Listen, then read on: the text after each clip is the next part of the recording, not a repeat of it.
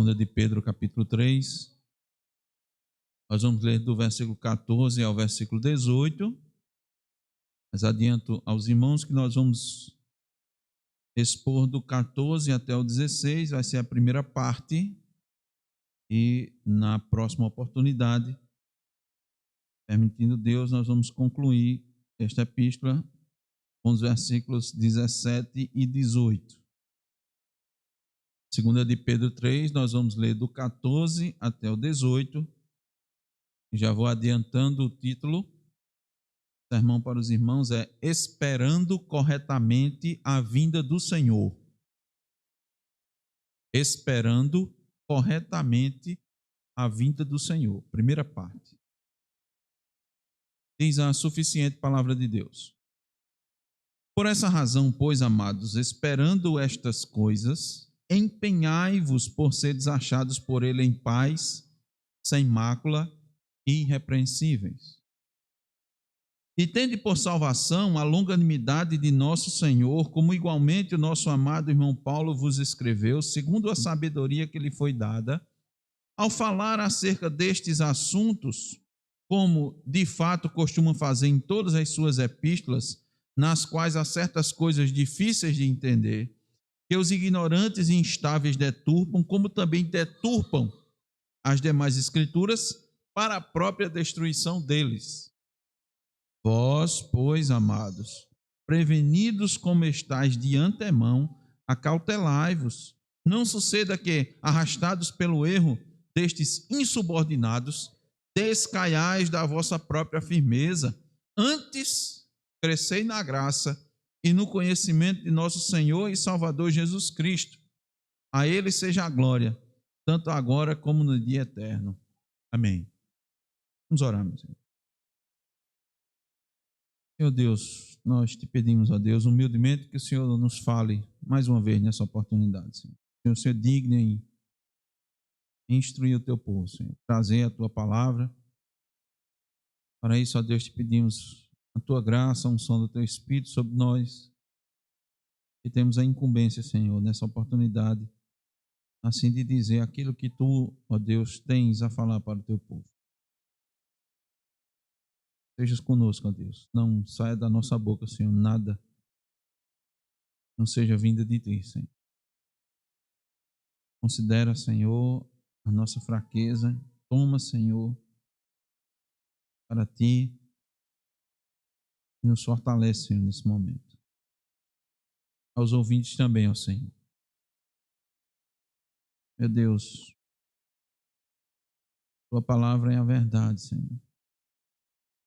Tua palavra, ela penetra profundamente. Que assim seja, Senhor. Que o Senhor conceda ouvidos, ó Deus, para escutar, Senhor, mente para compreender, coração, Senhor, para receber, Senhor, essa tua palavra. Meu Deus, incomoda, angustia, Senhor. Aqueles que ainda não se curvaram, Senhor, diante de ti, não confessaram seus pecados. Aqueles também, ó Deus, que porventura o fizeram um dia essa confissão, esse arrependimento, mas só fizeram de forma nominal. Também, ó Deus, os incomoda, para que verdadeiramente, Senhor, se prostrem aos pés de Cristo Jesus. Clamem, Senhor, por misericórdia, para que possam ser salvos. E, ó Deus, esse tema sobre a vinda do teu filho, ele traga, Senhor, o verdadeiro temor aos ouvintes. Teu filho não tarda, Senhor, para vir. Tem o tempo determinado, tem o tempo certo. Ele há de vir. E ele vai vir, ó Deus, para juízo. Quando ele veio a primeira vez, veio para a salvação. Para morrer pelos pecados dos seus. A segunda vinda é de julgamento. É de glorificação ao seu nome. Por isso, ó Deus, nós te pedimos. Senhor, misericordiosamente alcance coração dos que estão ouvindo, ó Deus, para que na vinda de Cristo Jesus todos possam subir. É o que nós te pedimos, ó Deus, no nome de Jesus. Amém. Esperando corretamente a vinda do Senhor. Primeira parte. Irmão, se no texto que nós lemos, voltando um versículo apenas, nós lemos do versículo 14 ao 18, voltando o versículo apenas, no versículo 13 deste capítulo, nós encontramos a promessa de um novo céu e de uma nova terra. E essa promessa não é uma vaga possibilidade, é uma certeza. É uma esperança viva e eficaz. Mas nós não sabemos sequer o ano determinado para a vinda de Cristo. Quanto mais o mês, ou o dia, ou a hora. Nós só sabemos que está próximo, mas também sabemos que o tempo de Deus não é o nosso tempo. Pedro nos ensinou que Deus está aguardando o tempo do arrependimento dos eleitos para que o seu filho venha. Mas ele vai vir quando ninguém espera. Vai ser num piscar de olhos. Esse dia é impossível de ser previsto, de ser calculado, apesar de muitos terem tentado, previsto, anunciado e evidentemente falhado. Mas parece que o homem ainda não desiste e continua nessa louca tentativa.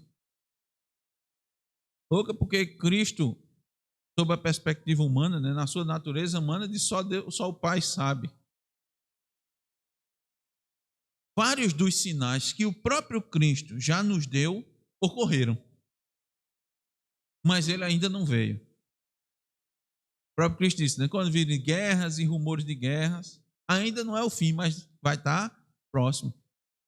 Desde que Cristo anunciou, falou dessas palavras, quantas guerras não houveram, inclusive 2 grandes guerras mundiais.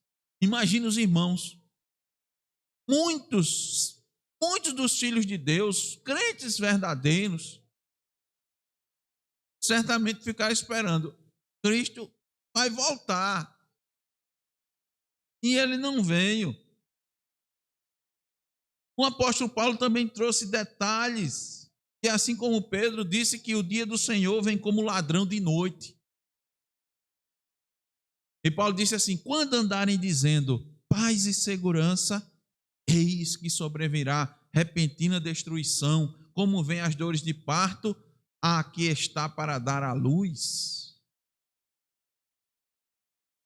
Ele disse isso aos irmãos da igreja de Tessalônica. Eles receberam primeiro essas palavras, estavam inquietos. Alguns, inclusive, estavam procedendo de maneira desordenada, porque estavam já certos de que a vinda de Cristo seria nos próximos dias, no máximo nos próximos anos. Com essa compreensão errada, causaram muitos problemas à igreja. E Paulo precisou escrever, irmãos, 2 cartas para instruí-los, inclusive exortá-los, inclusive disciplinar. Veja, Paulo recomendou e exortou para que disciplinassem aqueles que estavam andando desordenados. Por quê? Parece ser estranho, né? Paulo, nós vamos disciplinar um irmão que está na expectativa da vinda de Cristo. Sim, porque ele está andando de forma desordenada, está atrapalhando, está incomodando, está vivendo de casa em casa, está fazendo fofoca. Nem com esse comais. Afinal, irmãos, como o cristão deve esperar corretamente a segunda vinda de Cristo? Neste sermão nós traremos as 2 primeiras lições sobre como o cristão deve esperar de forma correta, da forma adequada, da forma certa a vinda de Cristo. A primeira delas é esforçando-se para viver em santidade. Veja, como é que você vai esperar a vinda de Cristo? Você tem essa esperança? Sim, tenho. Cristo ainda não veio. Daqui que ele vem, o que é que eu faço? Eu vivo. Vivo em santidade. Olha o versículo 14. Por essa razão, pois, amados, esperando estas coisas, esperando a vinda de Cristo, e estas coisas, irmão, lembram, foram todos os adventos que Pedro trouxe e mostrou a respeito da vinda de Cristo, tudo que ia acontecer. Esperando estas coisas, não como uma possibilidade. Eu espero que um dia, quem sabe, Cristo venha. Não. Essa espera, essa esperando aqui, com a certeza que Cristo vai vir, empenhai-vos por serdes achados por Ele em paz, sem mácula e irrepreensível. Isso é quê? É uma vida de santidade. Observe aqui mais uma vez, irmãos, dois temas. Eu chamo de o binômio soberania de Deus e responsabilidade humana. Mais uma vez aqui presente. Pedro tangencia novamente esse assunto, toca nesse assunto. E como estamos tratando de falsos mestres e falsos ensinos, que são mais perigosos para a igreja do que muitos outros problemas, é importante pontuar que a soberania de Deus não elimina a responsabilidade humana. Nós temos que dizer isso, irmãos, e continuar dizendo o tempo todo. Veja, nos versos anteriores, o que é que Pedro nos disse? Que Deus está conduzindo a história da humanidade, tendo como parâmetro a salvação dos eleitos. Os irmãos vão ver isso em 2 de Pedro 3,9, nos versículos anteriores.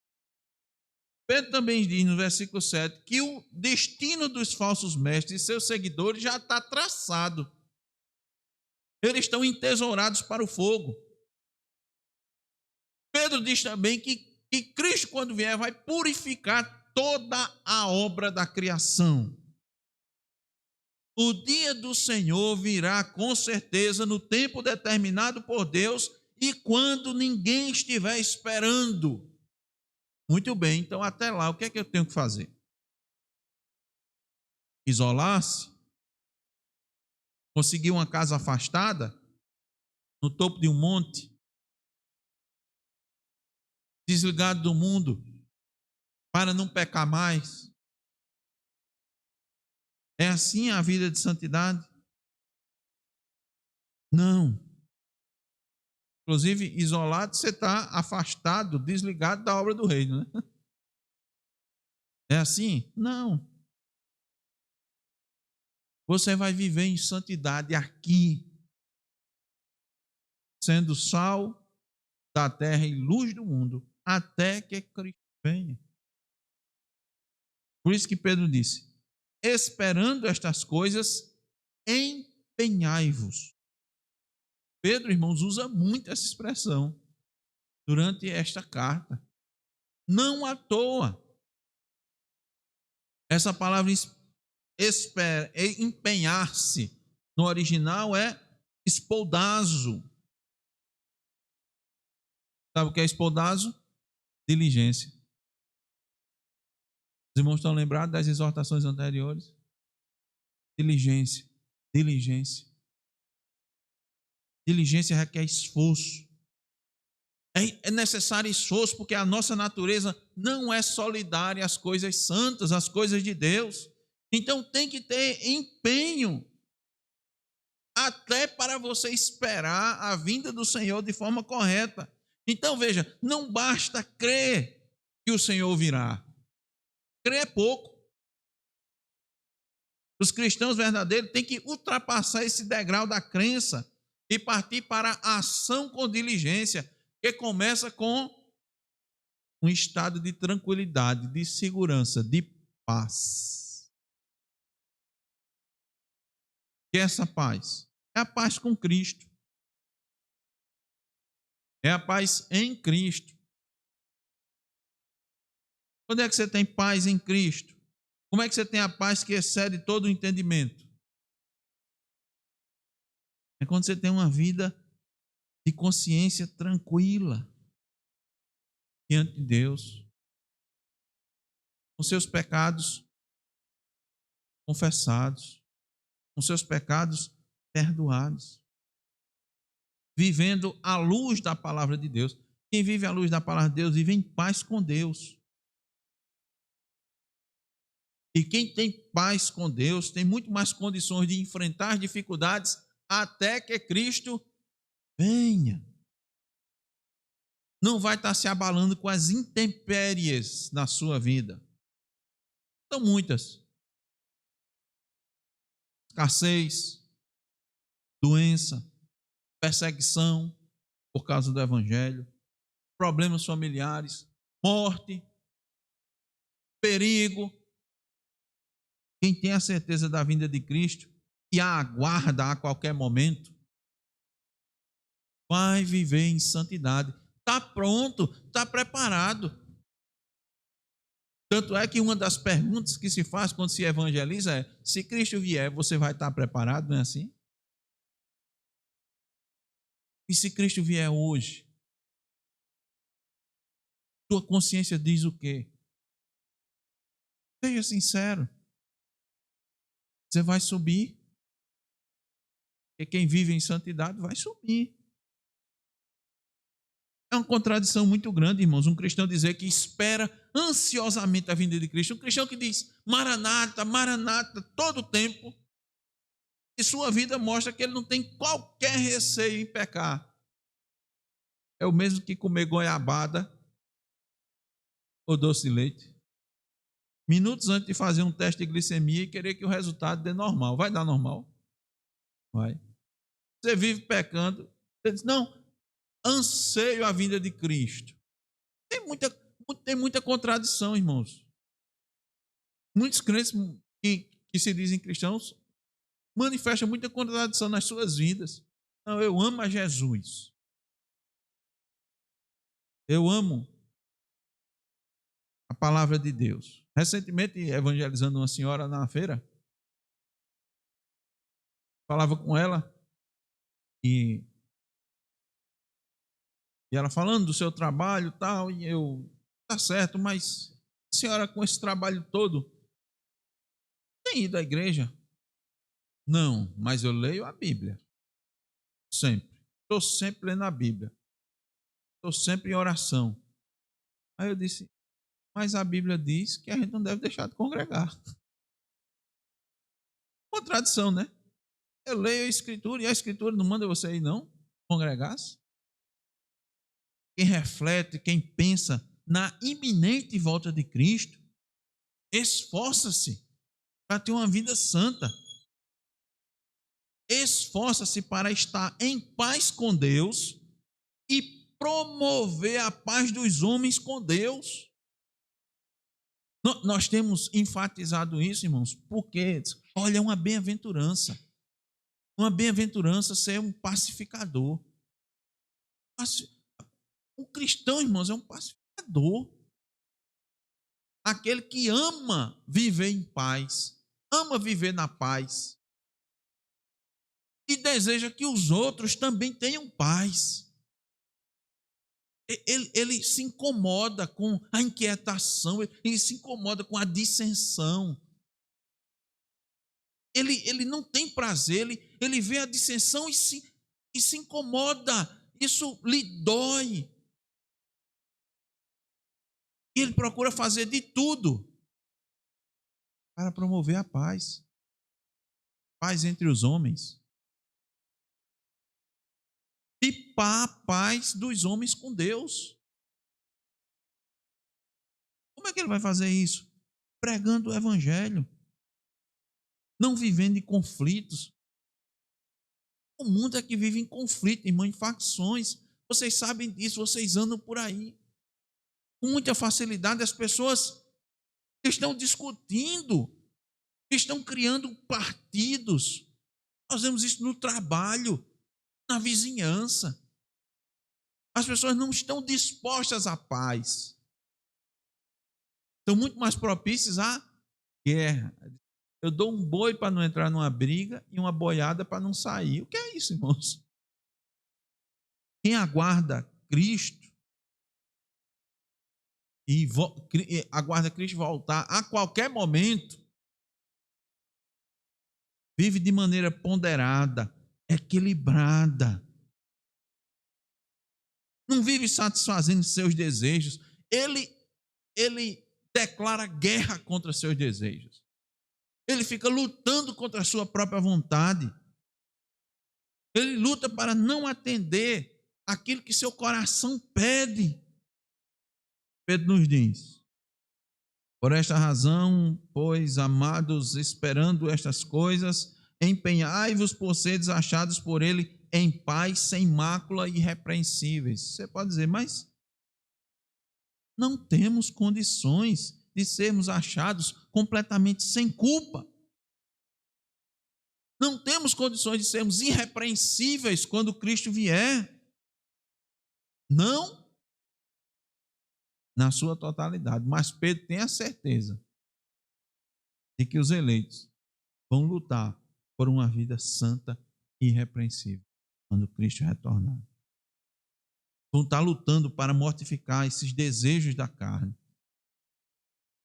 Eles vão lutar para ser mais parecidos com Cristo. Eles vão estar lutando contra a ira, contra o adultério, seja ele físico ou mental, contra a mentira, contra o furto, contra a cobiça. Porque ele ama os mandamentos diz isso, né? Não matarás, não adulterarás, não furtarás, não dirás falso testemunho contra o teu próximo. Não cobiçarás a casa do teu próximo. Eles vão estar lutando. E Pedro tem a certeza que nessa luta, mesmo lutando, eles não vão estar confiados na sua própria justiça. Eles vão estar confiados na justiça de Cristo. Por isso que Pedro diz, para vocês desencontrados irrepreensíveis. Então, eu pergunto, para você perguntar a si mesmo, que tipo de esforço você tem feito? Eu pergunto, onde você tem gastado suas energias? Onde você tem concentrado seus esforços? Pense, tem se esforçado para glorificar a Deus, mortificando sua carne, para quando Cristo vier você ser considerado irrepreensível? Você tem evitado esforços para combater aquela tendência de satisfazer os seus desejos, que vai trazer grande prejuízo à sua vida e aos que estão em volta? Veja, irmãos, o desejo de Pedro é o mesmo de Paulo. Lá em 1 Tessalonicenses 3,13, Paulo diz assim: a fim de que seja o vosso coração confirmado em santidade, isento de culpa, na presença de nosso Deus e Pai, sabe quando? Na vinda de nosso Senhor Jesus com todos os seus santos. O desejo de Pedro é o mesmo do apóstolo Paulo. Aquilo que Paulo disse aos irmãos em Tessalônica, Pedro está dizendo aos irmãos que estão, os irmãos da dispersão, Ásia, Ponto, Capadócia, Bitim. Como está a sua conduta? Você está se aproximando mais de Cristo? Ou você está se afastando dele? 1 de João 2,28 diz assim: filhinhos, agora pois permanecei nele. Para quê? Quando ele se manifestar, quando é que ele vai se manifestar? Na segunda vinda. Tenhamos confiança. E dele não nos afastemos envergonhados na sua vinda. Lembra? E quando ele vier a segunda vez, muitos vão se esconder, vão correr para os montes e vão dizer: montes caiam sobre nós. Ninguém se engane, pois não verá o Senhor senão aqueles que estiverem lutando por uma vida santa. Não vão ver o Senhor, não vão se encontrar com o Senhor aqueles que já estão satisfeitos com seu grau de santidade. Isso é um problema muito sério. Isso é um pecado que alcança muitos dentro da igreja. Estão satisfeitos.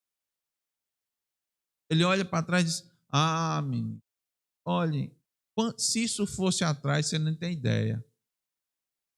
Como eu ia fazer, como eu ia agir. Mas hoje está muito diferente. Isso pode ser uma constatação, uma verdade, mas pode ser uma palavra de satisfação com o seu grau de santidade. Eu estou bem já. Eu estava ruim lá atrás, mas agora eu já estou bem. No nosso boletim, irmãos, na parte de reflexão está escrito: a Bíblia ensina a nos contentarmos com o que temos, mas nunca com o que somos.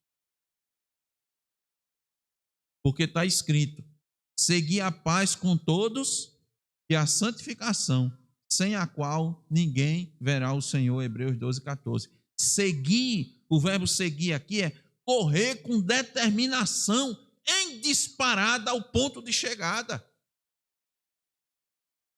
É esforço, é diligência. Como é que o cristão deve esperar a segunda vinda de Cristo? Esforçando-se para viver em santidade. E em segundo lugar, recebendo o ensino da Escritura. A Bíblia falando e ele se curvando, baixando a cabeça. Ouvindo os ensinamentos, ouvindo os estudos, as pregações, lendo e recebendo e aceitando. Aceitando a verdade da parte de Deus.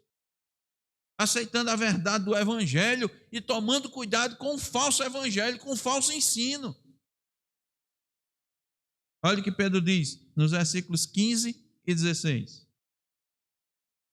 E tende por salvação a longanimidade de nosso Senhor, como igualmente o nosso amado irmão Paulo vos escreveu, segundo a sabedoria que lhe foi dada. Ao falar acerca destes assuntos, como de fato costuma fazer em todas as suas epístolas, nas quais há certas coisas difíceis de entender, que os ignorantes e instáveis deturpam, como também deturpam as demais escrituras para a própria destruição deles. Recebam o ensino da Escritura. Pedro diz isso, irmãos, porque na época dele e na nossa época é impressionante a quantidade de ensinos que existe.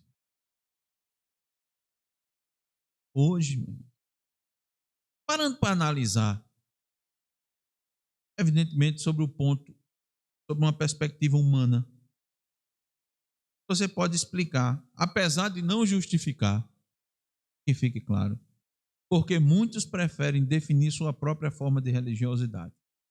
Por quê? São muitas linhas de doutrina, é muita teologia, é muita igreja, é muita interpretação, é muita denominação. Não é verdade? Isso é verdade, nós temos que admitir. Isso é estratégia maligna para confundir a mente dos incautos, inclusive para atrapalhar os santos. Muita igreja, a denominação, a mesma denominação, tem essa doutrina, tem essa, tem aquela outra. Uns aceitam isso, outros aceitam aquilo. E a gente diz, todo teólogo tem um pé de barro. Alguns que a gente lê e tem uns ensinamentos maravilhosos. Quando você vê, de repente, eles estão falando bobagens. Até lutando entre si. E aí? E aí o que fazer? Muitos fazem, não, pode deixar, eu mesmo, eu pego uma coisinha dali, filtro uma coisa, filtro outra, Deus é um só, é o mesmo Deus para todo mundo, eu vou viver na minha religiosidade. Ou então outros dizem, está falando de Deus, tá bom. Né? Aquele está falando de Deus, outro, aquela outra igreja está falando de Deus, outra está falando de Deus, está falando de Deus. Tá bom. Qualquer uma dessas que eu for, tá bom. Não é assim? É assim que a gente está vivendo nos últimos dias. Ele está dizendo, tenha cuidado, recebam o ensino verdadeiro. É isso que ele está dizendo. Recebam o ensino dos apóstolos. Eu estou escrevendo para vocês, recebam. Paulo escreveu as suas cartas. Dá para logo, irmãos, entendermos que aqui que as cartas de Paulo estavam circulando. Paulo escreveu para os Éfesos, mas a carta estava circulando. Escreveu para os romanos, para os irmãos de Roma. Onde ele escrevia, ele disse, faça circular a carta, passe para as outras igrejas. São muitas linhas. São muitas as denominações evangélicas, até mesmo a Igreja Católica Romana, que dizem, né, que é um ensino só, tem vários, eles não admitem, mas tem vários. Basta ver quando é para escolher o Papa, o último, quanto tempo passado para escolher. A questão é a seguinte: apesar de tudo isso, há o verdadeiro ensino da parte de Deus. E é esse que nós devemos nos deter. E é nesse que nós devemos nos empenhar para compreender, pedir a Deus, rogar a Deus misericórdia e se agarrar nele. É assim que a gente deve fazer, esperando a vinda de Cristo. E o ensino enfatizado por Pedro no versículo 15 é que Cristo tem tanta consideração pela salvação dos eleitos que chega ao ponto de adiar a sua vinda. E ao invés de desanimar os crentes, esta demora manifesta o cuidado divino. Deus está, sabe o que, irmãos? Lapidando, preparando, aguardando a chamada eficaz de cada um dos seus filhos. Veja, esse ensino é bem diferente. Muitos que nós vemos por aí. Muitos ensinos. É muito diferente dos ensinos dos falsos mestres, que inclusive duvidavam da volta de Cristo. É preciso entender que em muitas ocasiões, o mesmo fato, a mesma situação, o mesmo ensino, a mesma verdade, leva um crente a ser mais crente, enquanto leva um ímpio a ser mais ímpio. O mesmo ensino, a mesma frase, o mesmo versículo, o mesmo texto, o mesmo contexto. O que é que nós temos que fazer? Olhe, se apega com o verdadeiro, porque tem muita coisa aí, tem muita interpretação. A aparente demora da vinda de Cristo deve servir para o crente se santificar mais. Cristo está eu quero que Cristo volte logo, quero. Senhor, mas enquanto o Senhor não vem, eu vou me santificar mais. Eu vou pregar mais o Evangelho. Enquanto para o ímpio é razão para duvidar, não apenas da volta de Cristo, mas como do juízo, o crente serve para isso, ou deve servir para isso. Por isso que a postura do cristão é receber o ensino da Escritura e se firmar nele. Como Pedro diz, como igualmente o nosso amado irmão Paulo vos escreveu segundo a sabedoria que lhe foi dada. Eu pergunto, quem deu essa sabedoria, Paulo? De onde veio essa sabedoria? Pedro está dizendo, os ensinos de Paulo são verdadeiros. Paulo também está falando da parte de Deus. Lembra o que ele disse no início dessa carta? Sabendo primeiramente isto, que nenhuma profecia da Escritura provém de particular elucidação, porque nunca jamais qualquer profecia foi dada por vontade humana. Entretanto, homens santos falaram da parte de Deus, movidos pelo Espírito Santo. 2 de Pedro 1, 20 e 21. Por que é que é importante isso? Porque muitos colocavam em xeque o apostolado do apóstolo Paulo. Tentavam denegrir a reputação de Paulo, dizendo que ele tinha interesses financeiros, que não era eloquente nas palavras. Lá em 1 Coríntios 2:1 ele disse, eu, irmãos, quando fui ter convosco, anunciando-vos o testemunho de Deus, não o fiz com ostentação de linguagem ou de sabedoria. Hoje tem muitos dizendo que Paulo era machista. Esse ensino de Paulo, isso aí não é o ensino de Cristo, é o ensino dele. Ó, tem hora que ele diz, falo como homem, ó. Tá vendo? Vocês aqui estão alienados. Abra sua cabeça para entender. Muita coisa aí que Paulo escreveu veio dele, rapaz, da experiência dele, da vida dele, da vivência dele, da cultura, não de Cristo. Então nós temos que identificar, nós temos que selecionar. Quando você lê a Bíblia, você não pode aceitar tudo que tem na Bíblia, porque a Bíblia contém a palavra de Deus, é verdade, mas ela toda não é a palavra de Deus. Tem homens aí, homens escreveram. Sempre houve, irmãos, e sempre haverá os que deturpam o ensino da Escritura. E a igreja precisa ficar atenta. Calvino nos diz que homens sem princípios, andavam pelas igrejas para perturbá-las, dizendo que Paulo não concordava bem com os outros apóstolos. É claro que nós identificamos, inclusive, uma confrontação de Paulo a Pedro em Antioquia. Paulo fez uma repreensão a Pedro. Por quê? Porque Pedro se tornou repreensível, cedeu à pressão dos judeus, não estava querendo comer com os gentios. Isso está lá em Gálatas 2, 11 a 14. Mas isso não atrapalhou o relacionamento fraterno deles. Não atrapalhou o trabalho apostólico. Inclusive, Paulo menciona Pedro várias vezes na primeira carta aos Coríntios. Se não for ver, 1 Coríntios 1, 12, 3, 22, 9, 5 e 15, 5, está lá Paulo fazendo referência a Pedro. Paulo passou 15 dias com Pedro em Jerusalém. Quando escreveu aos Gálatas, afirmou que Pedro é um apóstolo aos judeus e disse que Pedro era uma coluna da igreja. Eles estavam lá juntos no concílio de Jerusalém. Deus concedeu um dom a Paulo e Pedro reconheceu isso ao citar suas epístolas. E nós precisamos receber todo esse ensinamento até que Cristo venha. E nós devemos receber todos os ensinos de todos aqueles que pregam fielmente a palavra. Aqueles que anunciam verdadeiramente a palavra. Até que Cristo venha, receba esses ensinos. Tome cuidado. Sempre vai ser assim. Paulo era homem, sujeito a erros. Pedro era homem, sujeito a erros. E inclusive, tem muitos erros, né, deles registrados na Escritura. Mas eram homens que falavam da parte de Deus.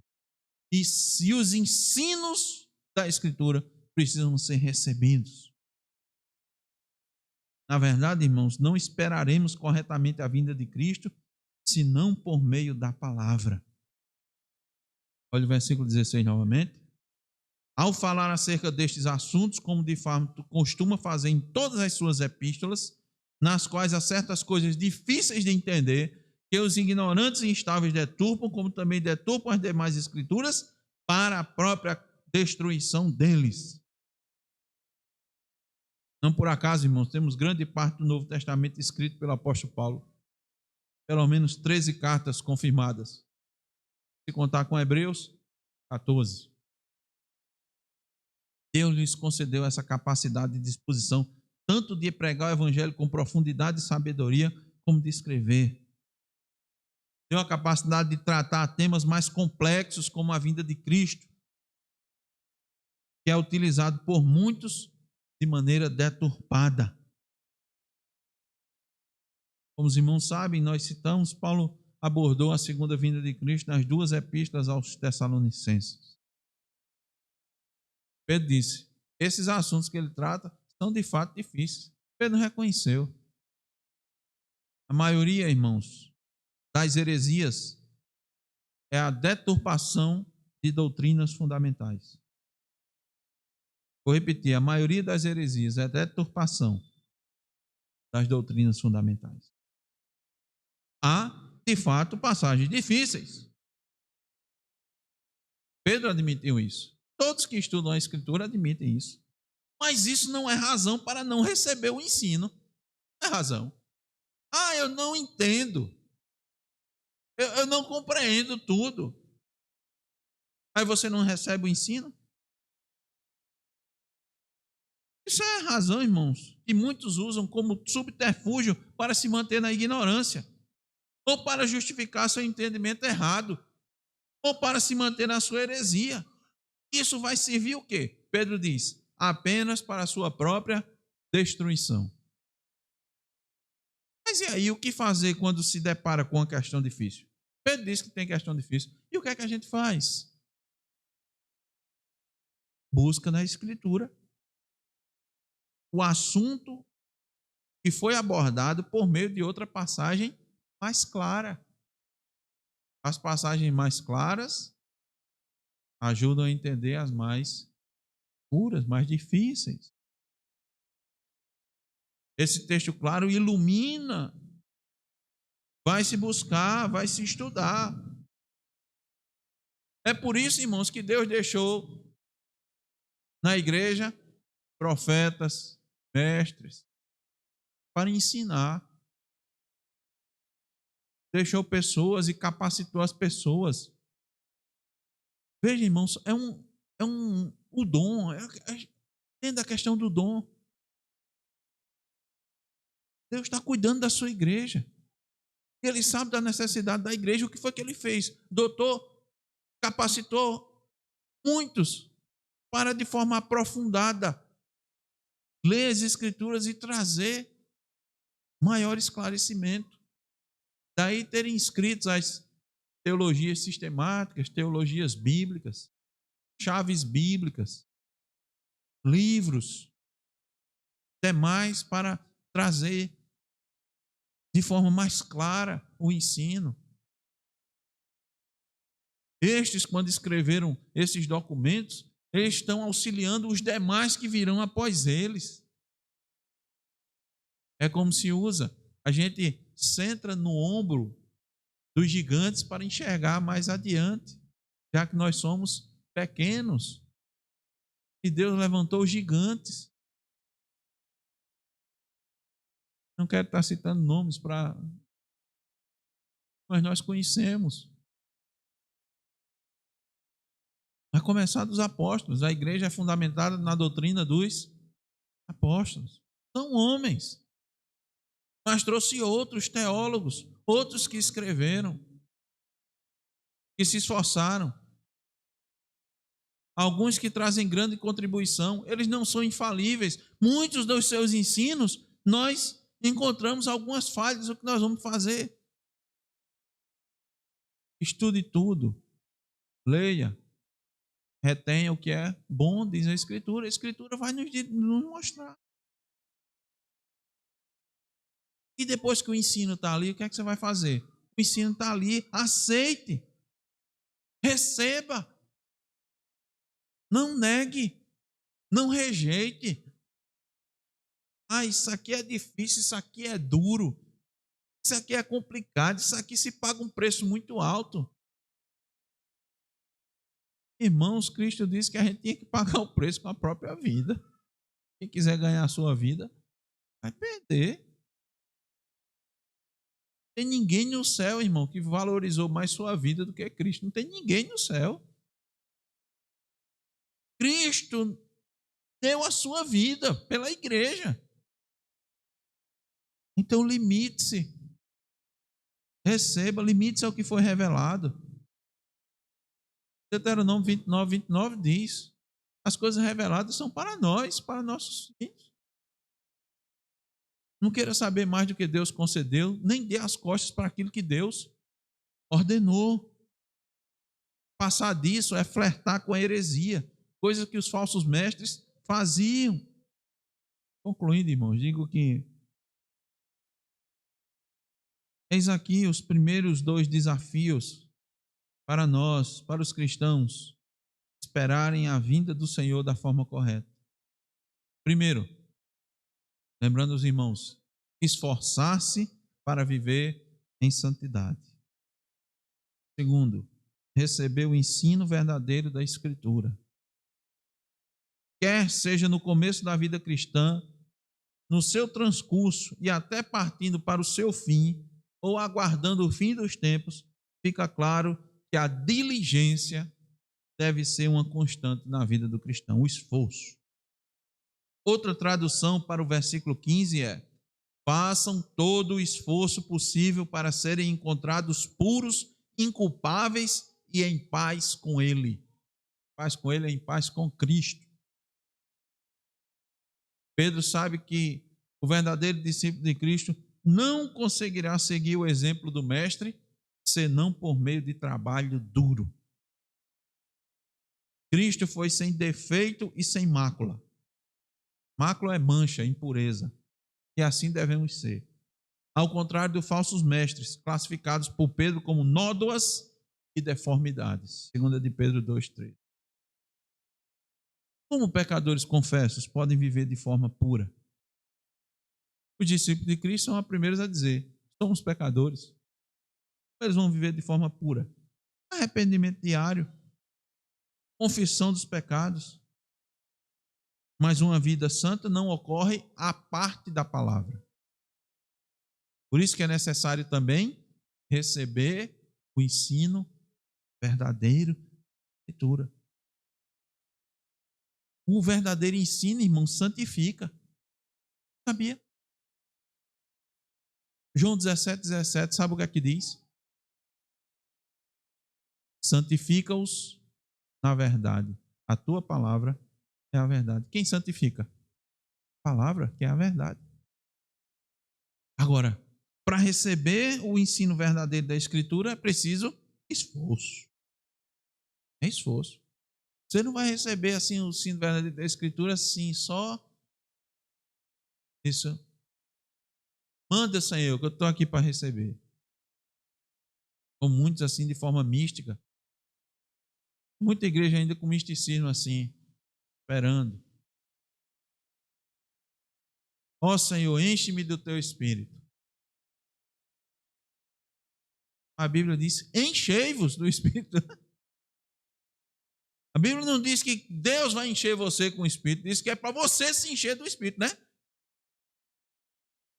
Como é que você vai fazer isso?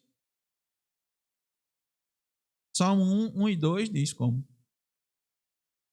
bem-aventurado o varão que não anda segundo o conselho dos ímpios, não se detém no caminho dos pecadores, nem se assenta na roda dos escarnecedores. Antes o seu prazer está na lei do Senhor, e na sua lei medita de dia e de noite. E é bem-aventurado aquele que tem prazer na Escritura. Medita na Escritura.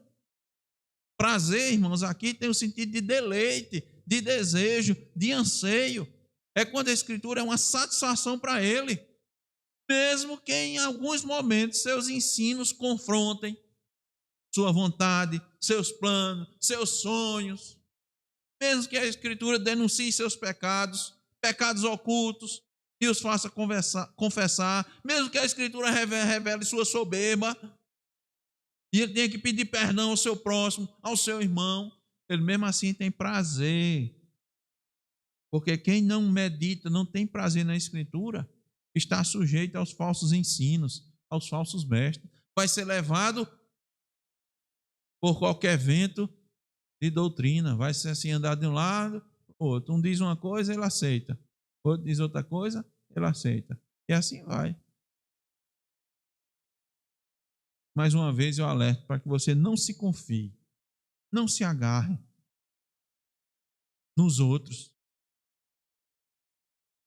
Não pense que a fé do seu pai ou da sua mãe vai passar para você por osmose. Não é a simples convivência que irá lhe fortalecer para as adversidades e fazer você ser aprovado nos testes divinos. Deus vai testar cada um de nós, vai provar cada um que se diz cristão, cada um. Ele sabe como provar. Ele prova um de um jeito, outro de outro. Na hora da aprovação, você vai ter que dar a resposta.